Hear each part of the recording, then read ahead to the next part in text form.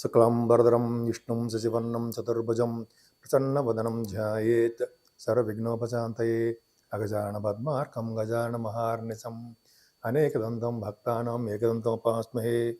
ఓం గం గణపతయే నమః. ఓం శ్రీమాత్రే నమః. ఓం శ్రీ గురుభ్యో నమః.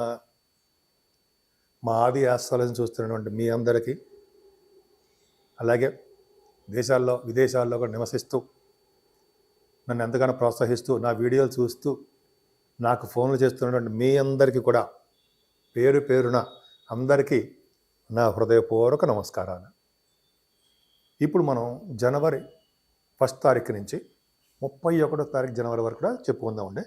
దానికంటే ముందర మీరు ప్రతి రెగ్యులర్గా చెప్పినట్టే మీరు మీ జాతకాలు తెలుసుకోవాలనుకుంటే మీ date of birth, time of birth and place of birth కూడా ఉండాలండి. ఉంటే మనం జాతకాలు చెప్పచ్చు. కొన్ని ప్రాబ్లమ్స్ ఉంటాయి, మ్యారేజ్ కానీ, లేకపోతే మ్యాచింగ్, వధువుకి వరుడికి సంబంధించినటువంటి మ్యాచింగ్ అంటాం కదా, అవి చేయడం కానీ, లేకపోతే గృహప్రవేశ ముహూర్తాలు, ఒడుగు ముహూర్తాలు, ఇవన్నీ కూడా మా ఆది ఆస్ట్రాలజీ తరఫున నేనే పెడతానండి. మాకు ఎవరు లేరు, నేనే పెడుతూ ఉంటాను. ఎవరు లేరంటే నేనే ఇవన్నీ జాగ్రత్త చూసి చేస్తుంటాను. మీకు ఏమాత్రం తెలుసుకోవాలనుకున్నా, మీరు ముహూర్తాలు కానీ పెట్టించుకోవాలనుకున్నా, లేదా మీరు మీ జాతకాలు తెలుసుకోవాలనుకున్నా కింద స్క్రోల్ అవుతున్న నెంబర్కి ఫోన్ చేయండి. ఒకవేళ నేను ఇలాగ షూటింగ్స్లో కానీ బిజీగా ఉన్నప్పుడు మీరు వాట్సాప్లో పెట్టండి. వాట్సాప్లో మీకు ఏం కావాలో ప్రాబ్లమ్స్ రాయండి. నేను తప్పకుండా మళ్ళీ మీకు ఫోన్ చేసి మీ పరిష్కార మార్గాలు చెప్తాను.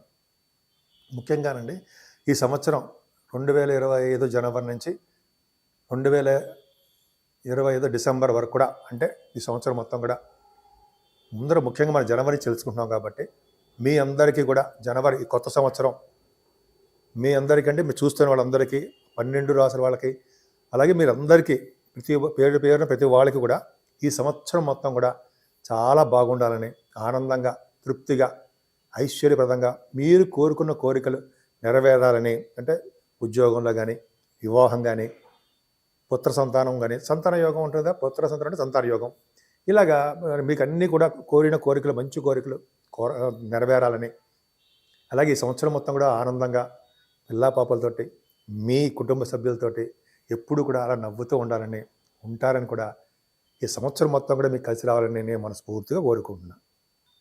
ఇప్పుడు మనం మేషరాశి గురించి తెలుసుకుందామండి. మేషరాశి వారికి ద్వితీయభావంలోనే గురుడు ఉండడం వల్ల ఎప్పుడు చెప్పినట్టుగానే ధనానికి ఏమాత్రమే ఇబ్బంది పడరు.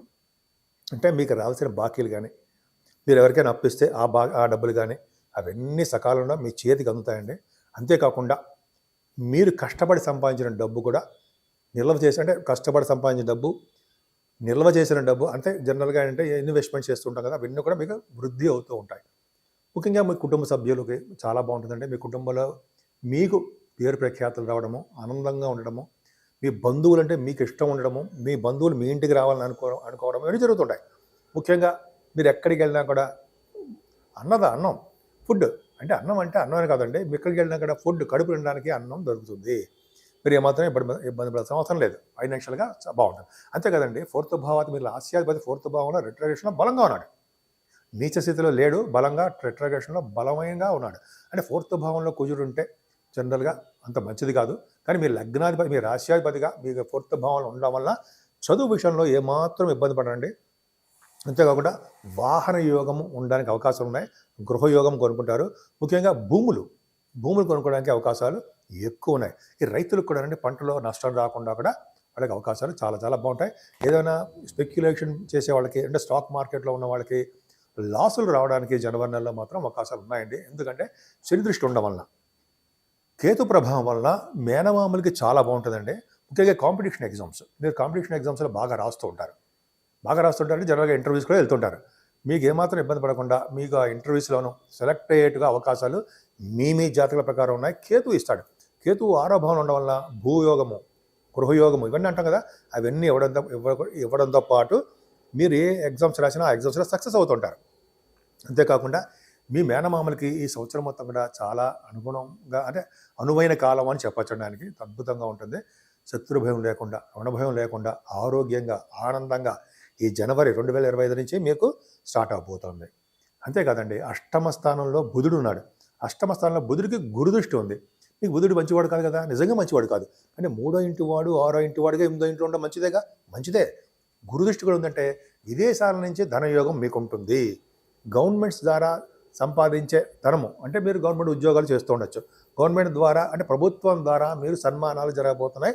వాళ్ళకి మీరు అంటే వాళ్ళ వల్ల మీకు సహాయ సహకారాలు, ఫైనాన్షియల్ డెవలప్మెంట్స్ మీకు ఎక్కువ ఉంటాయి. ముఖ్యంగా విదేశ పర్యటన చేయడానికి కూడా అవకాశాలు ఎక్కువ ఉన్నాయి. ఇదే బుధుడు 4వ తారీఖు నుంచి ఆల్మోస్ట్ జనవరి 4వ తారీఖు నుంచి భాగ్యంలోకి వెళ్తున్నాడు. భాగ్యంలోకి వెళ్ళిన బుధుడు భాగ్యస్థానంలో ఉన్నాడు కదా, అంటే గురుడు హౌస్లో ఉన్నాడు. అంటే భాగ్యస్థానంలో ఏంటంటే విదేశ పర్యటనలు చేస్తారు. బుధుడు భాగ్యస్థానంలో ఉంటే చదువు విషయంలో కూడా బాగా రాణిస్తారు, విదేశ పర్యటన చేస్తారు. చదువు రీత్యా కూడా మీరు విదేశాలు వెళ్ళడానికే అవకాశాలు ఎక్కువ ఉన్నాయి. బుధుడు కదా వ్యాపారాలు, బుధుడు వ్యాపార కారకుడు కూడా అవుతాడు.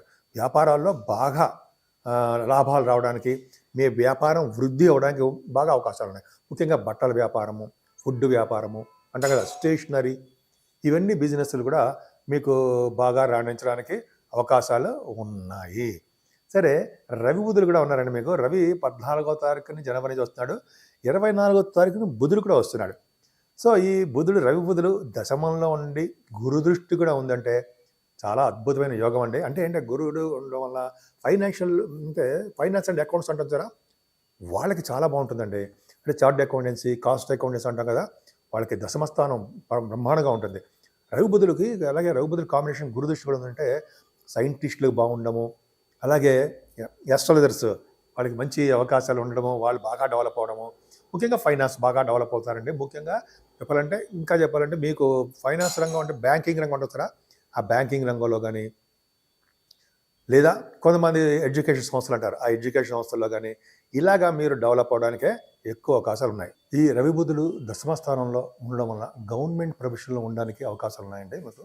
అలాగే ముఖ్యంగా రాజకీయ నాయకులకి చెప్పదగ్గ విషయం అంటే, రాజకీయ నాయకులకి వాళ్ళ పొజిషన్స్లో బాగా డెవలప్ అవడానికి, వాళ్ళ మాట చలామణి అవ్వడానికి, అలాగే వాళ్ళకి బాగా గుర్తింపు, గౌరవం దక్కడానికి కూడా రవి బుధులు కారణమే అవుతారు. దశమంలో రవి బుధులు చాలా పవర్ ఎక్కువ అండి. గురు దృష్టి కూడా ఉంది కాబట్టి ఫైనాన్షియల్గా అన్ని విధాలుగా మీకు చాలా అద్భుతంగా ఉండడానికి అవకాశం ఉంది. 11వ భావంలో శని మీకు మ్యాలఫిక్ అవుతాడు, మంచివాడు కాదు, బాధకుడు అవుతాడు. బాధకుడు అవడం వల్ల ప్రతి పనులను కష్టపెట్టి బాగా చికాకులు కలిగించి అప్పుడు మీకు లాభాలు కలిగేట్టుగా చేస్తుంది, మంచి అవకాశాలు ఉండేవి చేస్తుంటాడు. శని కారకత్వంలో ఉన్నటువంటి ఈ ఆటోమొబైల్ ఇండస్ట్రీస్, ఫార్మా రంగాలు ఇవి ఉంటాయి కదా, వాటిలో అంటే కోల్ అంటాం మనం, సింగరేణి కాలేజ్ అని, ఇట్లాగే శని కారకత్వంలో ఎలక్ట్రిసిటీ, ఎలక్ట్రానిక్స్, వాళ్ళకి సాఫ్ట్వేర్ రంగ ఉద్యోగస్తులు కంటే సరే వాళ్ళకు కూడా చాలా కష్టపడితే తప్ప డెవలప్ అవ్వలేరు. అంటే ప్రమోషన్స్ రావడం కూడా అవకాశం తక్కువ ఉంటాయి. వ్యయభావంలో శుక్రుడు ఉన్నాడు, 2nd house lord in 12th house ఉండడం వల్ల ఏమంటే విపరీతం ధనం వచ్చినా కూడా ఖర్చులు ఎక్కువగా కనిపిస్తూ ఉంటాయి.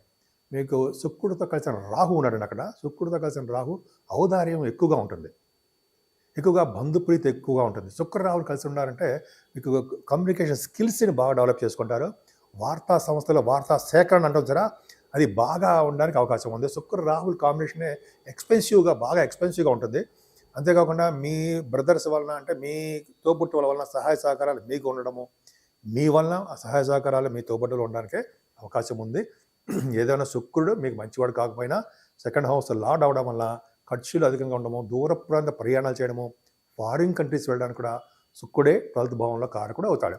ఈ శుక్రుడు 28వ తారీఖు నుంచి పరమోచ్చలో వచ్చే స్థితిలో ఉన్నాడండి ఆయన. శుక్రుడు ఎగ్జాల్టేషన్లో ఉండడం వల్ల గొప్ప అదృష్టం. మీన రాశిలో శుక్రుడు ఉచ్చ స్థితిలో ఉంటాడు. మీకు అంత అద్భుతం కాకపోయినా ఖర్చులు మాత్రం అధికంగా ఇస్తాడు, ఫారిన్ కంట్రీస్ తీసుకెళ్తాడు, మంచి బట్టలు కొనుక్కునేట్టుగా ఎక్స్పెన్సివ్గా ఉండేది చేస్తుంటాడు. ముఖ్యంగా మీరు పూజించవలసింది అమ్మవారే.